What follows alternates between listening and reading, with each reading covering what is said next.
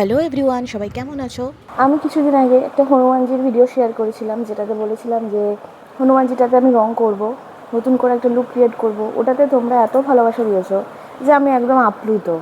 তো যাই হোক, বড় ভিডিও তো তোমাদের সাথে শেয়ার করতেই হবে। তো আমি রংটা অলরেডি স্টার্ট করে ফেলেছি। কীভাবে পার্ট বাই পার্ট আমি রং করেছি সব তোমাদের সাথে আজকে শেয়ার করব।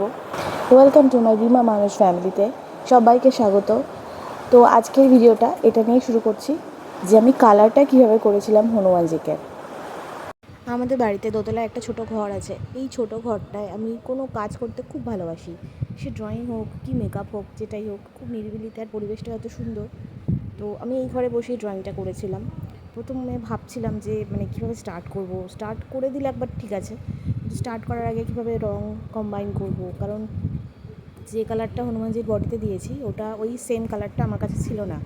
সেটা অনেকগুলো কালারকে প্যাচ আপ করে মিক্স করে তারপরে আমি কালার করেছিলাম। তো যেটা ভেবেছিলাম একটু অন্যরকম কালারটা এসছে, বাট সেটাও ভালোই লাগছিল। তোমাদের কেমন লাগছে সেটা অবশ্যই পরে জানিও। এই জায়গাটা আলোটা একটু কম ছিল। এরপর আমি সব রঙগুলো এক এক করে খুলে দেখছিলাম যে কোন কালারটা এর সাথে সিমিলার যায়। এই দেখো, 4টে কালার একসাথে মিক্স করে আমি এই কালারটা করেছিলাম। একটু দেখতে তোমাদের অসুবিধা হতে পারে, কিন্তু একটু অ্যাডজাস্ট করে নিও। এই কালারটা যখন করছিলাম তখন তো মনে হচ্ছিলো বেশ ভালোই লাগছে, কিন্তু পুরো বডিতে যখন করলাম তখন মনে হচ্ছে বেশ ভালোই মানাচ্ছে। এই মূর্তিটা টোটাল আমার কমপ্লিট করতে কতদিন লেগেছে জানো? টোটাল 4 দিন আমার লেগেছে, কারণ এতটা কাজ করা তো একদিনে সম্ভব না। এক এক দিন ধরে ধরে যে পার্টগুলো আর একটু টাচ আপ দেওয়ার ছিল সেগুলো ধরে ধরে করেছি। দেখো, একটা লেগের পোর্শন কমপ্লিট হয়েছে। কালারটা তোমরা এখনই বুঝতে পারছো যে কীরকম লাগতে পারে। এটা ফুল বডিতে যখন কালার হবে, বডির কালারটা এটাই আমি রেখেছি। একভাবে এখন কাজ করতে গেলে আমার হাতে না খুব টান ধরে, আর এটা আমি করছিলাম একটুখানি রেস্ট নিয়ে নিয়ে, সেজন্য সময়টা আরও বেশি লেগেছে। প্রথমে সত্যি কথা বলতে যখন রঙটা শুরু করি তখন মনে খুব ইচ্ছা হচ্ছিল যে ভগবান যেন একটু আমাকে আশীর্বাদ করে আমি যেন ভালোভাবে তোমায় কমপ্লিট করতে পারি। কিন্তু সত্যি কথা বলতে ভগবান আশীর্বাদ করেছে, আর আমি ভালোভাবে রঙটা কমপ্লিটও করতে পেরেছি। যতটুকু যেখানে মনে হয়েছে যে একটু খুঁত আছে বা যেখানে কালার করা দরকার সেগুলো সবটাই করেছি। তো সবটা করে সেটা তোমাদের ভিডিওতে আমি পরে দেখাচ্ছি। আচ্ছা, এবার একটু তাড়াতাড়ি দেখাই, নয়তো ভিডিওটা অনেক লম্বা হয়ে যাবে।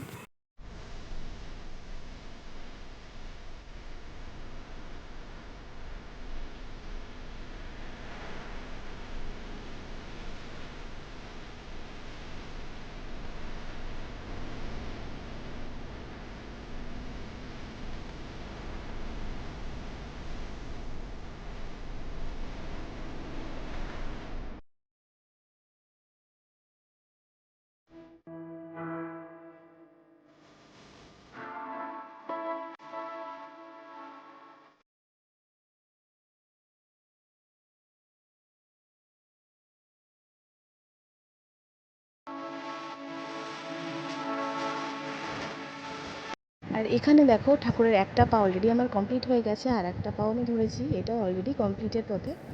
এরপর আমি বাকি অংশগুলো কমপ্লিট করব। আর এরপর আমি মেন পোর্শনে হাত দিচ্ছি। এই পোর্শনগুলো প্রথমে একদম কালার করে নিয়ে, কালার যে যখন ড্রাই হয়ে যাবে আস্তে আস্তে, এই বডিটাতে পুরো কালার যখন একদম ড্রাই হয়ে যাবে তখন আমি ঠাকুরের মালা গয়না যেগুলো যা আছে সেগুলো আমি অন্য কালার দিয়ে হাইলাইট করব। যতক্ষণ না ড্রাই হবে ততক্ষণ কিন্তু আমি এগুলো করতে পারবো না। এরপর চলো বাকি অংশগুলো করে নিই চটপট।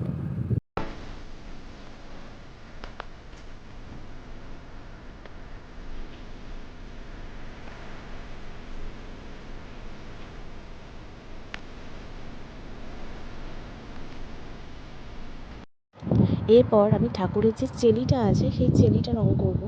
এটার অ্যাকচুয়ালি ছিল পিঙ্কিশ টাইপের কালার, তো আমি সেই অনুযায়ী পিঙ্কিশ কালারই রেডি করেছি। কিন্তু অ্যাপ্লাই করার পর আমার খুব একটা ভালো লাগছিল না, স্যাটিসফ্যাকশন আসছিল না। কিন্তু আমি অনেকটাই রঙ করেছি। তারপর ভাবলাম এই কালারটা চেঞ্জ করে কিছু ভাইব্রেন্ট একটা কালার দেবো, সেটাতে দেখতে ভালো লাগবে।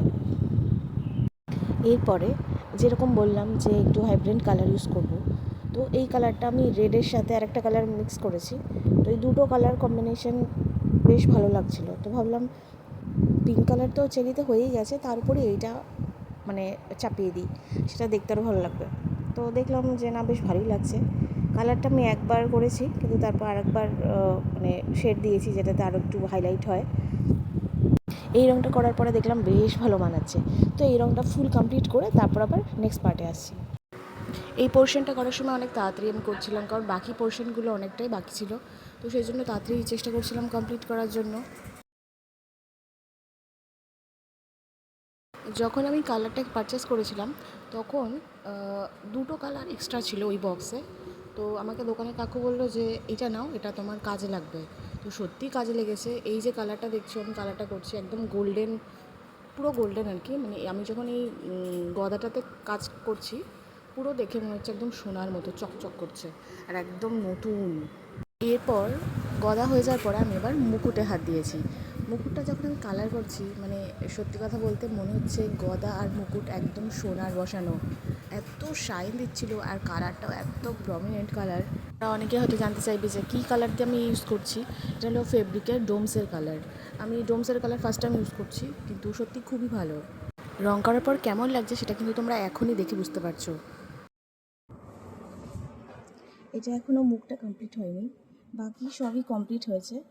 বাকি সব বলতে এখনও এই বেস পার্টটা এখনও হয়নি, মানে নিচের গ্রাউন্ডে। আর বাদ বাকি মোটামুটি রং করেছি, এখনও কাজ বাকি আছে, কাজ চলছে। তোমাদের সাথে সবটা শেয়ার করব। আর পুরো কমপ্লিট হলে কেমন লাগবে আমি নিজেও খুব এক্সাইটেড। আর এটা ধরে নাও একদম 95% কমপ্লিট। চোখের দিকটা একটু আমার খুঁতখুত করছিল যে না, এটা একটু চেঞ্জ করতে হবে, তো জাস্ট সেটুকু চেঞ্জ করে সমস্ত টাচ আপ কমপ্লিট। এরপর তোমরা প্রথমে কেমন দেখতে ছিল আর এখন কেমন দেখতে হয়েছে সেটা ডিফারেন্স করতে পারবে। প্রথম রং করতে গিয়ে তো রং পড়ে ঠরে একদম যাতা অবস্থা, বাট তাও কমপ্লিট হয়েছে। ভালো লাগলে অবশ্যই লাইক করো, আর ভালো লাগলে অবশ্যই একটা সাবস্ক্রাইব করে দেওয়ার কমেন্টও করো, আর কেমন লেগেছে অবশ্যই জানিও।